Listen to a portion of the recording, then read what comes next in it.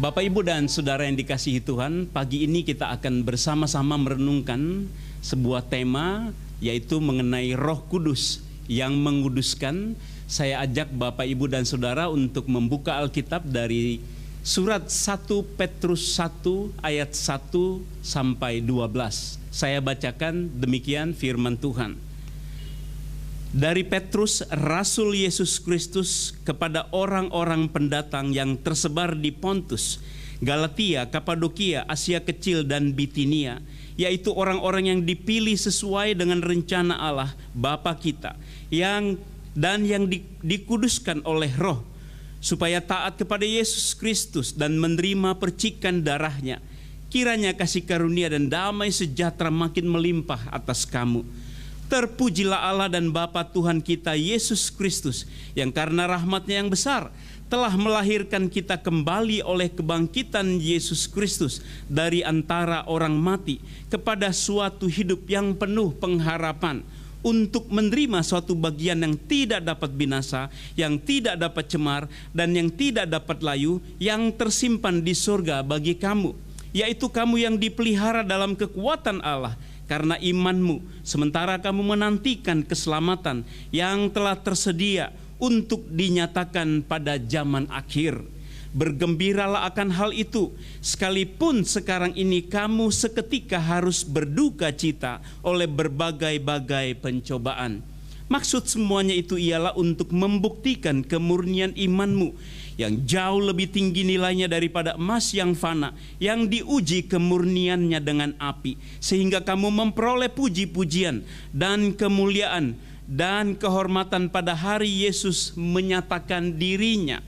Sekalipun kamu belum pernah melihat Dia, namun kamu mengasihinya, kamu percaya kepada Dia. Sekalipun kamu sekarang tidak melihatnya, kamu bergembira karena sukacita yang mulia dan yang tidak terkatakan, karena kamu telah mencapai tujuan imanmu, yaitu keselamatan jiwamu. Keselamatan itulah yang diselidiki dan diteliti oleh nabi-nabi yang telah bernubuat tentang kasih karunia yang diuntukkan bagimu. Dan mereka meneliti saat yang mana dan yang bagaimana yang dimaksudkan oleh roh Kristus yang ada di dalam mereka, yaitu roh yang sebelumnya memberi kesaksian tentang segala penderitaan yang akan menimpa Kristus dan tentang segala kemuliaan yang menyusul sesudah itu. Kepada mereka telah dinyatakan bahwa mereka bukan melayani diri mereka sendiri, tetapi melayani kamu dengan segala sesuatu yang telah diberitakan sekarang kepada kamu dengan perantaran mereka yang oleh Roh Kudus yang diutus dari surga menyampaikan berita Injil kepada kamu, yaitu hal-hal yang ingin diketahui oleh malaikat-malaikat. Amin. Bapak, Ibu, dan Saudara yang dikasihi Tuhan Yesus, setiap hari kita mencuci beberapa barang-barang yang kita gunakan, seperti peralatan memasak, pakaian, rumah kita bersihkan, mobil kita bersihkan, dan sebagainya. Mengapa demikian?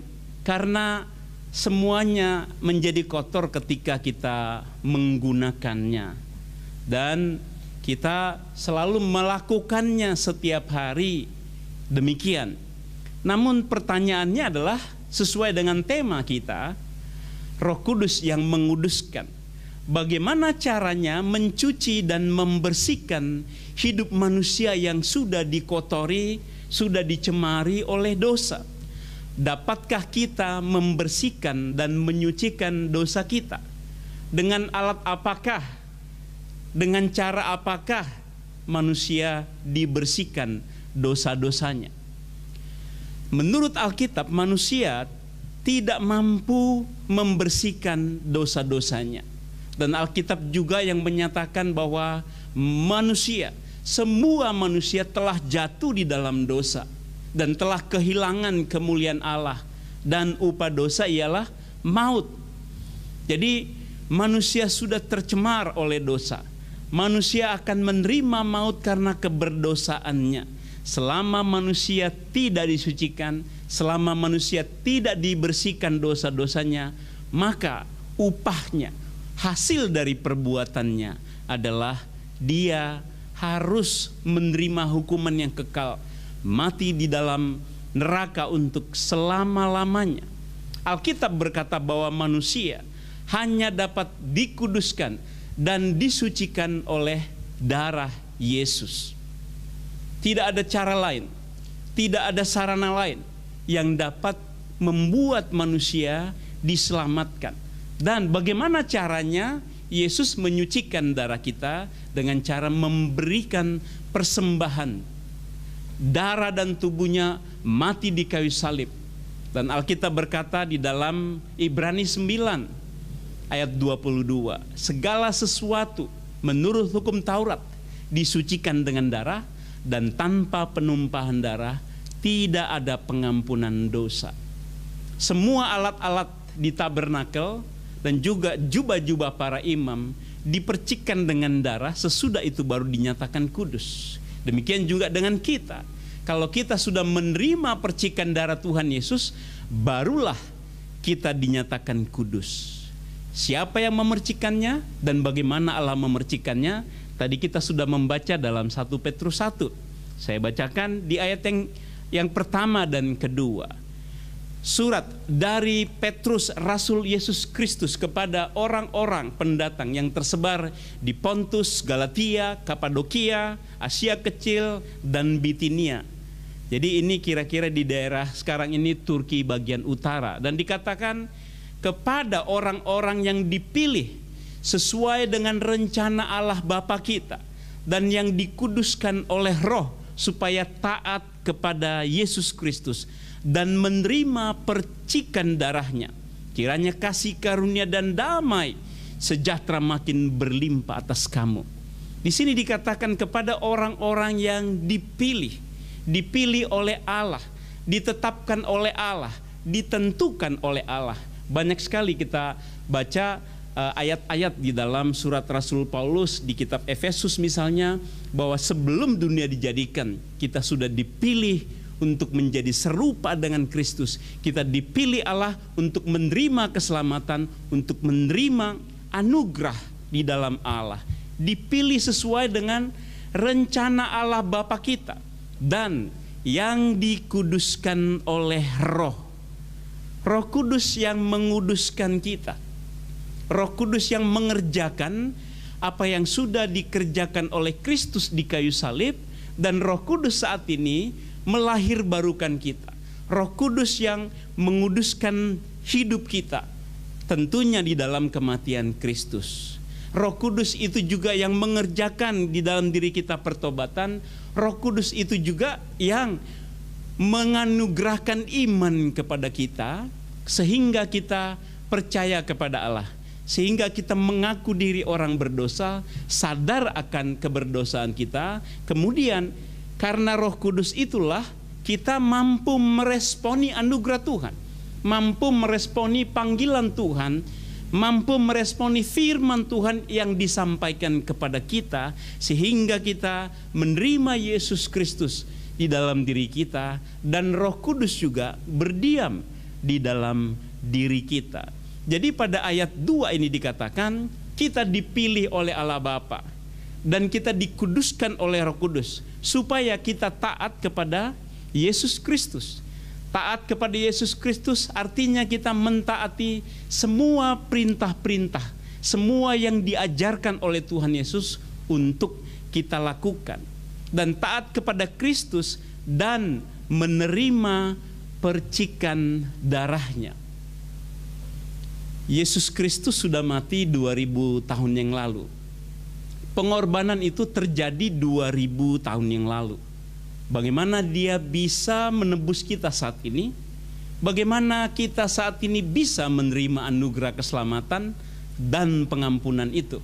Roh Kuduslah yang bekerja. Roh Kuduslah yang memberikannya kepada kita. Tanpa Roh Kudus tidak akan ada orang bertobat. Tanpa kehadiran Roh Kudus tidak akan ada orang lahir baru. Tanpa kehadiran Roh Kudus dalam diri seseorang tidak akan ada pengampunan, dan karya salib tidak akan mungkin terjadi dalam diri seseorang. Jadi harus ada Roh Kudus. Dan dikatakan di sini kita dikuduskan oleh Roh Kudus supaya taat kepada Kristus dan menerima percikan darahnya. Apa artinya dikuduskan? Dikuduskan artinya kita sudah dibebaskan dari segala kecemaran dosa kita, segala hutang dosa kita sudah dibayar, segala keberdosaan kita sudah disucikan, sudah dibersihkan oleh Tuhan Yesus di kayu salib. Tadi saya sudah katakan, manusia tidak bisa membersihkan dosa-dosanya. Entah itu dengan banyak beribadah, banyak berdoa, banyak berpuasa, rajin melayani. Itu bukan agar dosa kita diampuni. Tetapi itu salah satu aspek kita taat kepada Yesus Kristus. Sesudah kita diselamatkan, sesudah kita menerima anugerah keselamatan, sesudah kita menjadi orang Kristen, sesudah kita dikuduskan, barulah kita layak melayani Allah dan bisa mentaati Allah. Saya akan bacakan 2 Tesalonika 2 ayat 13 dan 14, ayat yang mirip dengan 1 Petrus 1 ayat 2. 2 Tesalonika 2 ayat 13 sampai 14. Akan tetapi kami harus selalu mengucap syukur kepada Allah karena kamu, saudara-saudara yang dikasihi Tuhan, sebab Allah dari mulanya telah memilih kamu untuk diselamatkan dalam roh yang menguduskan kamu dan dalam kebenaran yang kamu percayai. Untuk itulah Ia telah memanggil kamu oleh Injil yang kami beritakan, sehingga kamu boleh memperoleh kemuliaan Yesus Kristus Tuhan kita. Nah, saudara, Rasul Paulus bersuka cita akan orang-orang yang diselamatkan di dalam anugerah Tuhan, dan dikatakan kepada jemaat di Tesalonika, kami selalu bersyukur, harus bersyukur, sebab Allah dari mulanya, sebelum zaman dimulai, sebelum dunia ini diciptakan, dikatakan Allah telah memilih kamu untuk diselamatkan dalam roh yang menguduskan kamu dan dalam kebenaran yang kamu percayai. Nah, saudara, ayat yang sama yang menegaskan bahwa memang Allah Roh Kudus yang menguduskan kita. Allah Roh Kudus yang mengerjakan keselamatan dalam diri kita, yang sudah dikerjakan oleh Yesus Kristus di kayu salib. Untuk itulah kita dipanggil, untuk keselamatan itu, untuk pengudusan itu, dan agar kita menjadi orang-orang yang taat kepada Kristus. Pada ayat ketiga dari 1 Petrus 1 dikatakan demikian, terpujilah Allah dan Bapa Tuhan kita Yesus Kristus, yang karena rahmat-Nya yang besar telah melahirkan kita kembali oleh kebangkitan Yesus Kristus dari antara orang mati kepada suatu kehidupan yang penuh pengharapan. Di sini kita melihat aspek lain yang dikerjakan oleh Roh Kudus adalah lahir baru. Dan Rasul Paulus berkata, terpujilah Tuhan, haleluya, puji Tuhan. Kita harus sering mengatakan demikian, bersyukur karena rahmat Tuhan yang besar telah melahirkan kita kembali. Tentu Allah Roh Kudus yang mengerjakan, tentu oleh karena Yesus Kristus sudah membayar segala dosa kita dan kita sudah menjadi manusia baru. Yang lama sudah betul-betul berlalu, kata Rasul Paulus. Maksudnya apa? Manusia dengan keberdosaannya, manusia kita yang lama, yang harusnya kita masuk ke neraka, menerima maut yang kekal, itu sudah berlalu. Saat ini kita telah dijadikan orang Kristen, dijadikan anak Allah, dilahirkan dalam keluarga Allah. Kita betul-betul menjadi manusia yang baru di dalam Kristus. Dan itu karya Roh Kudus. Kita tidak membantu Allah, kita tidak membantu Roh Kudus, kita tidak melakukan apapun sehingga kita lahir baru. Anugerah dikatakan karena rahmat Allah yang besar yang melahirkan barukan kita. melahirkan kita kembali menjadi manusia yang baru. Statusnya menjadi baru. Anak Allah. Dampaknya menjadi baru. Kita dikuduskan dan dibenarkan secara sempurna. Dan akhirnya kita dikatakan memiliki pengharapan. Hidup yang penuh dengan pengharapan. Pengharapan yang kekal. Pengharapan yang besar. Dan dikatakan di sini melahirkan kita kembali oleh kebangkitan Yesus Kristus dari antara orang mati kepada suatu kehidupan yang penuh pengharapan. Jadi sudah pasti kita akan menerima kehidupan yang kekal itu karena kita sudah menjadi manusia Kristen, menjadi anak-anak Allah, masuk dalam keluarga Allah.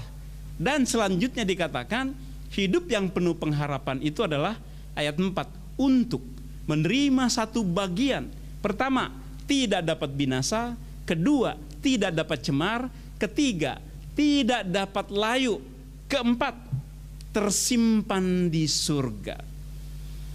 Bapak, Ibu, dan saudara sekalian, sesudah kita diselamatkan, kita berada di tangan Allah secara sempurna. Rasul Paulus berkata bahwa keselamatan itu kita terima satu bagian, satu keselamatan yang kekal yang tidak dapat binasa, tidak dapat hilang, ya, tidak dapat cemar, tidak dapat rusak, tidak dapat layu, disimpan di tangan Allah secara sempurna.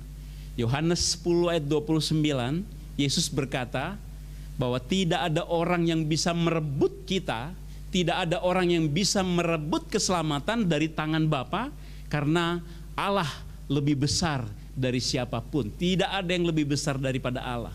Dalam 2 Timotius 1 ayat 10 dikatakan, Injil Kristus sudah mematahkan maut sehingga kita memperoleh hidup yang tidak dapat binasa. Pengharapan yang kekal, kita sudah menerima bagian yang sempurna, hidup yang kekal dan disimpan oleh Allah secara luar biasa. Kalau kita menyimpan barang, harta, kekayaan kita bisa hilang, bisa rusak, bisa diambil orang, bisa dicuri orang. Tetapi keselamatan, anugerah Allah, pengampunan Allah dan hidup yang kekal itu sudah tidak bisa diambil orang, dan jaminan itu betul-betul menjadi milik kita. Dan dikatakan pada ayat 5, yaitu kamu yang dipelihara dalam kekuatan Allah karena imanmu, iman yang dianugerahkan Allah kepada kita, sehingga kita percaya kepada Allah. Allah yang memelihara kita. Bukan hanya keselamatan itu yang dipelihara Allah, tetapi hidup kita sekarang ini dipelihara Allah. Tetapi Alkitab juga mengajarkan kita tidak boleh menyimpang ke kanan, kita tidak boleh menyimpang ke kiri, kita harus berjalan dalam kebenaran, berjalan dalam ketaatan. Nah, di situ kita betul-betul di dalam dunia ini mengalami pemeliharaan yang sempurna dari Allah. Jadi dikatakan sementara kamu menantikan keselamatan yang telah tersedia itu dan akan dinyatakan pada zaman akhir. Ketika Yesus datang dari surga dan turun dari surga, Roma 8 mengatakan Dia akan memberikan kemuliaan kepada kita. Kemuliaan yang telah hilang sejak manusia jatuh dalam dosa.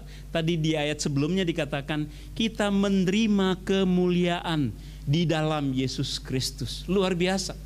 Mengapa hal seperti ini bisa terjadi dalam hidup saya dan saudara? Kenapa saudara bisa dengan saya menjadi begitu istimewa di hadapan Allah? Tidak ada jawaban lain selain daripada kasih karunia yang berlimpah-limpah dari Allah. Nanti pada zaman akhir, ya, ketika Yesus turun dari surga yang datang yang kedua kalinya, kita akan dibawa naik dan menerima kemuliaan Allah. Maka di ayat 6 dikatakan, bergembiralah akan hal itu.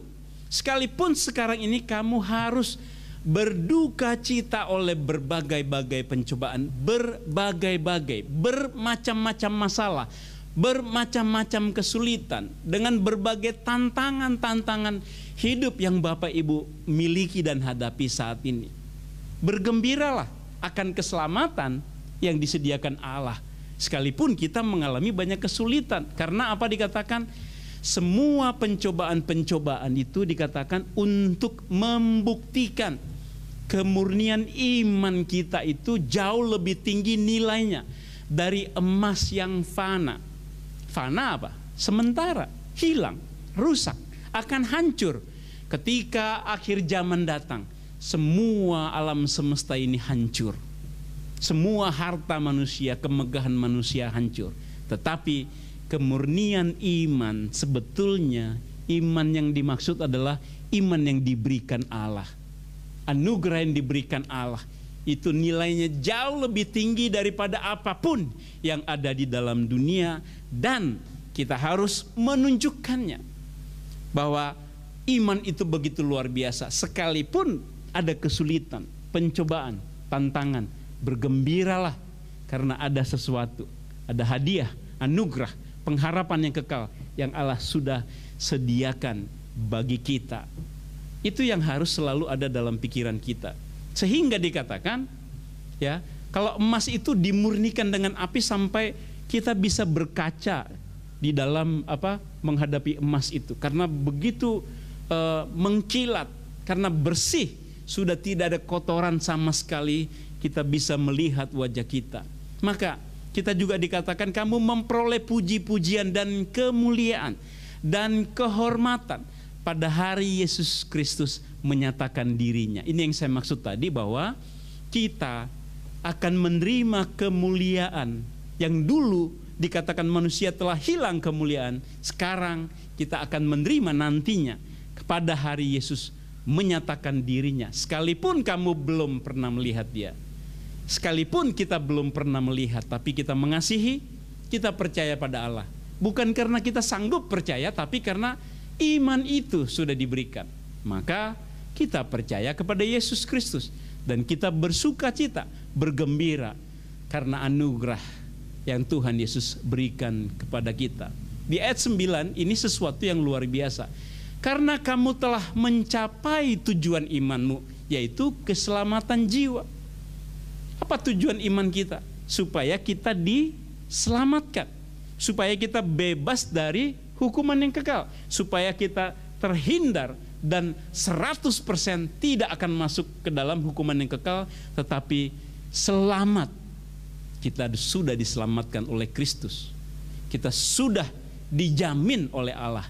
Karena tadi kita sudah membaca bahwa harta keselamatan, warisan keselamatan disimpan oleh Allah, oleh tangan kuasa Allah sendiri, dan tidak akan rusak, tidak akan layu, tidak akan cemar, tidak akan hilang. Itulah keselamatan yang sudah diberikan bagi kita.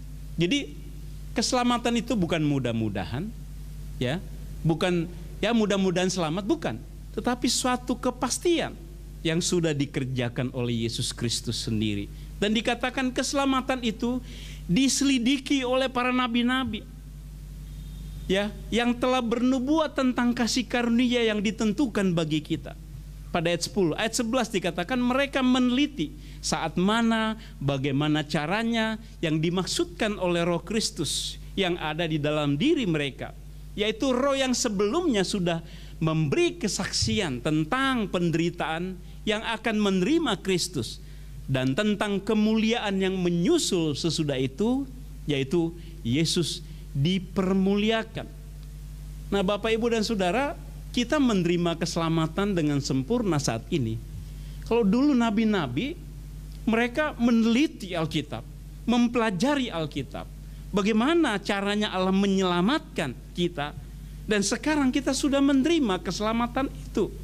Ini suatu yang luar biasa.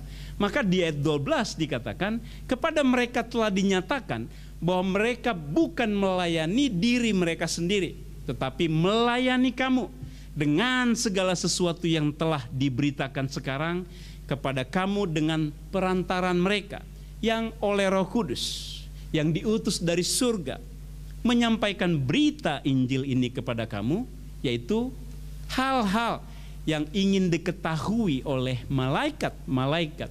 Bayangkan, malaikat-malaikat saja kepingin tahu sebetulnya dari awal prosesnya bagaimana manusia itu bisa diselamatkan. Murid-murid saja nggak ngeh waktu Yesus mati, mereka ketakutan. Bahkan ketika Yesus bangkit pun mereka lama menyadari bahwa Yesus sudah pernah bilang dia akan bangkit.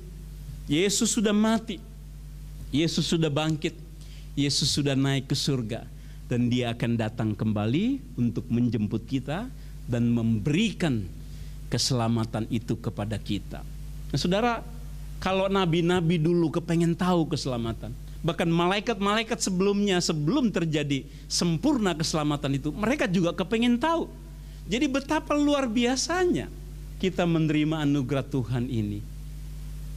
Bersyukurlah kepada Tuhan, karena anugerah itu begitu limpah diberikan kepada kita, tersimpan dengan sempurna di surga. Apa yang bisa kita simpulkan? Saya baca dulu 1 Petrus 1 ayat 14 sampai 16.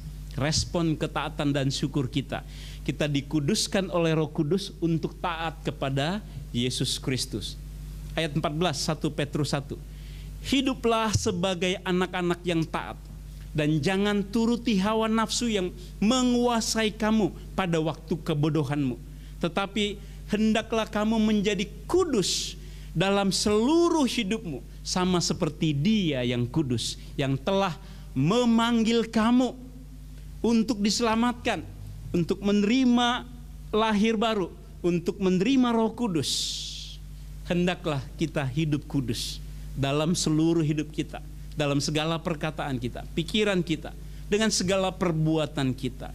Di ayat 16 dikatakan, sebab ada tertulis, kuduslah kamu, sebab aku kudus, kata Allah. Artinya kita juga harus menjaga diri kita sebagai respon bersyukur, berterima kasih kepada Tuhan, sebagai respon dan juga untuk menyatakan bahwa keselamatan itu sudah diberikan kepada kita. Maka mari kita hidup kudus, mari kita memuliakan Allah dengan seluruh hidup kita. Itulah tujuan hidup kita. Tujuan iman kita adalah keselamatan jiwa yang sudah diberikan kepada kita.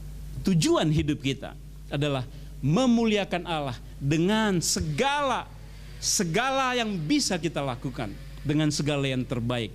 Kesimpulannya, pertama, kita sudah dikuduskan oleh Roh Kudus dalam kematian Yesus Kristus, dan dalam kebangkitan Roh Kudus kita dilahirbarukan oleh anugerah Allah yang berlimpah, dan percikan darah Kristus itu sudah diberikan kepada kita sehingga kita dinyatakan kudus oleh Allah. Itu artinya dibenarkan. Allah menyatakan kita kudus. Kita telah menerima hidup yang kekal, satu bagian yang tidak dapat binasa, tidak dapat cemar, tidak dapat rusak, dan tidak ada yang bisa mengambilnya dari tangan Bapa. Maka dikatakan bersukacitalah dalam penderitaan, dalam berbagai-bagai pencobaan, sabar, tekun dalam iman, tetap bertumbuh dalam kesulitan seperti situasi pandemi seperti sekarang ini, tetap setia berdoa, tetap setia melayani untuk apa yang masih dipercayakan untuk kita lakukan, dan dikatakan hiduplah di dalam kekudusan Allah. Ada satu cerita yang sangat menarik yang sering saya sampaikan dalam khotbah-khotbah. Ada seorang pengemis yang berkawan dengan seorang anaknya orang kaya. Mereka sering bertemu di perempatan jalan, dan mereka sering ngobrol. Dan si anak orang kaya ini sering memberi uang, memberi makanan, memberi pakaian, dan mereka jadi akrab. Suatu kali pengemis ini heran, kok anak ini tidak muncul, ya sudah 2 minggu nggak muncul-muncul. Lalu karena dia tahu rumahnya dekat di situ, di kompleks yang sangat baik dan sangat bagus, dan dia tahu rumah itu, dan dia datang ke sana. Pas di dalam pekarangan rumah itu ada seorang bapak sedang membaca koran, dan dia tanya, permisi Pak. Oh ya, siapa Anda? Oh, saya kenal dengan anak Bapak, luar biasa, anak Bapak baik sekali. Dan diceritakanlah semua pengalamannya sampai pemilik rumah itu membiarkan dia masuk ke dalam rumah. Dan begitu pengemis ini masuk ke dalam rumah, ternyata bagian depan rumah itu adalah sebuah galeri seni yang luar biasa. Ada patung-patung keramik, yang luar biasa. Lukisan-lukisan yang mahal merupakan koleksi-koleksi para kolektor. Lalu dia bilang, luar biasa Pak koleksinya. Dulu saya pelukis Pak, boleh saya lukis wajah anak Bapak? Wah, boleh sekali. Lalu karena dia punya alat lukis, pensil dia kasih. Dengan sigap, dengan cekatan pengemis itu melukis. Dia bilang, ini sudah jadi. Lalu ayah si anak orang kaya ini melihat, luar biasa. Ekspresi wajah, ekspresi senyum, luar biasa, mirip sekali. Engkau hebat melukis. Lalu pengemis bilang, boleh dipajang di sini? Oh tentu, saya akan taruh di tengah-tengah kalau orang masuk, lihat lukisan ini. Terima kasih. Berpisahlah mereka. Suatu saat pengemis itu lewat depan rumah itu. Dan dia kaget, banyak orang, banyak mobil, banyak orang berjas. Dan dia tanya di depan gerbang, ada supir orang kaya di situ, supir yang sedang menunggu mobil. Ada apa? Oh, pemilik rumah ini meninggal. Semua dilelang. Oh begitu ya. Begitu ngomong gitu langsung dia dengar suara speaker. Nah, kita akan mulai acara kita. Pertama, barang yang dilelang adalah satu lukisan pemilik rumah ini. Dia bilang ada 2 wasiat. Wasiat pertama yang harus dilelang adalah lukisan anaknya. Lalu ayo mulai katanya. Digetok mulai. Siapa yang mau? Tidak ada orang-orang yang datang ke sana mau membeli lukisan itu. Lalu mereka bilang, kasih saja. Berapa harganya? Kasih, siapa yang mau? Siapa yang mau? Harga berapa aja? Ada yang teriak, saya mau. Siapa kira-kira saudara? Pengemis di luar itu. Dia mau. Dia punya uang berapa saat itu, dia kasih semua. Wah, dia luar biasa. Sangat senang dengan lukisan itu dan frame yang sangat bagus. Lalu orang teriak, lanjutkan. Akhirnya pengacara melanjutkan, saya bacakan wasiat yang kedua. Barang siapa membeli lukisan anak saya, dia berhak memiliki seluruh rumah ini dan seluruh isinya. Semua orang tertegun. Semua orang kaget. Kenapa nggak beli aja tadi? Akhirnya jatuhlah seluruh rumah itu dan isinya kepada si pengemis yang beli lukisan itu. 1 Yohanes 5 ayat 12 berkata, barang siapa memiliki anak, dia memiliki hidup yang kekal. Barang siapa tidak memiliki anak, yaitu Yesus Kristus, dia tidak memiliki hidup yang kekal. Bapak, Ibu dan saya, saudara-saudara dan saya, sudah menerima hidup yang kekal. Bersyukurlah, muliakan Allah, kita sudah dikuduskan, taatlah selalu kepada Yesus Kristus. Amin. Mari kita berdoa. Tuhan Allah Bapa di surga, kami sungguh bersyukur, berterima kasih.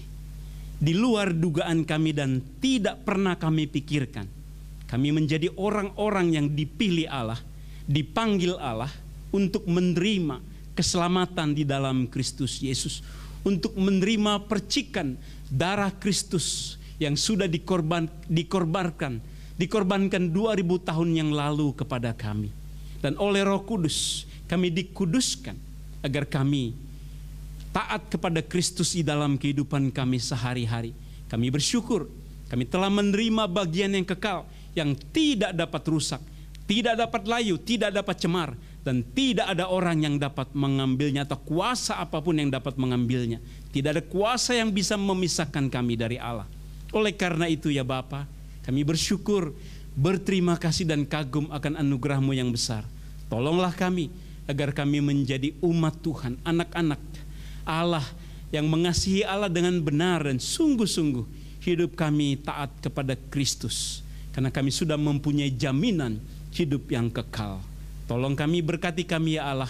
Hanya dalam nama Tuhan Yesus Kristus, Tuhan dan Juru Selamat kami yang hidup dan kekal, kami berdoa bersyukur.